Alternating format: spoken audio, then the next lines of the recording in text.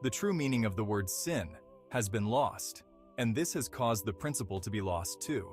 In today's religious world, sin is now a fact rather than a principle. The Orthodox Christian view of sin is that it involves breaking the laws given out by God. For instance, one of the 10 Commandments says to not steal. If you steal, you are therefore transgressing the law, and thus you commit sin. The emphasis is on adherence to a fixed set of rules. These rules are seen as non-negotiable, demanding strict compliance from believers. However, this approach is black and white and does not leave space for a principle to be used. Sin, in its many forms, has a profound impact on our lives, often manifesting as a heavy, invisible chain that binds us. Sin's most insidious effect is guilt.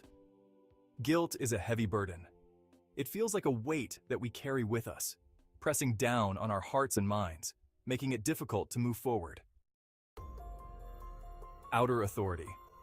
When a person accepts a word or command as coming from God or a strong authority and then violates that will, guilt is a natural effect. If he violates a commandment as seen coming from God or a parent figure, he can feel guilt. The strange thing that few consider is this point. The command does not have to come from God to create guilt. It can, and usually does, come from an outside authority, who is a substitute for God. For a small child, this can be a parent, but for the grown-ups, it is some human authority who claims to know God's will and speaks on his behalf. When a person becomes subject to such an authority, anything he says becomes the law, and any violation becomes sin, in his mind, and produces guilt. If the authority tells him that it is God's will he doesn't eat peas, then eating peas will be a sin to him and produce guilt.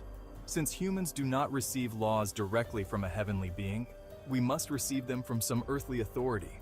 Unfortunately, this substitution of an earthly authority for the voice of God is the beast as mentioned in the book of Revelation.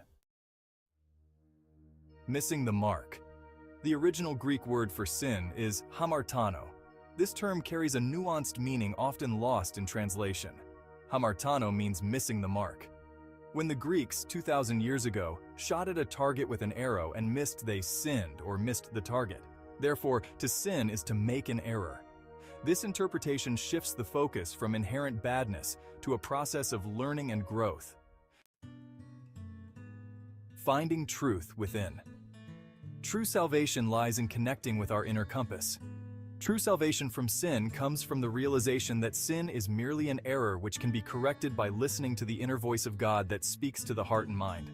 We must learn to differentiate between our authentic voice within and the voices of external authority.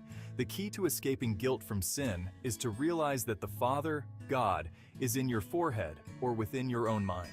You escape the outward authorities trying to control you by replacing them with your true source, which is God within yourself.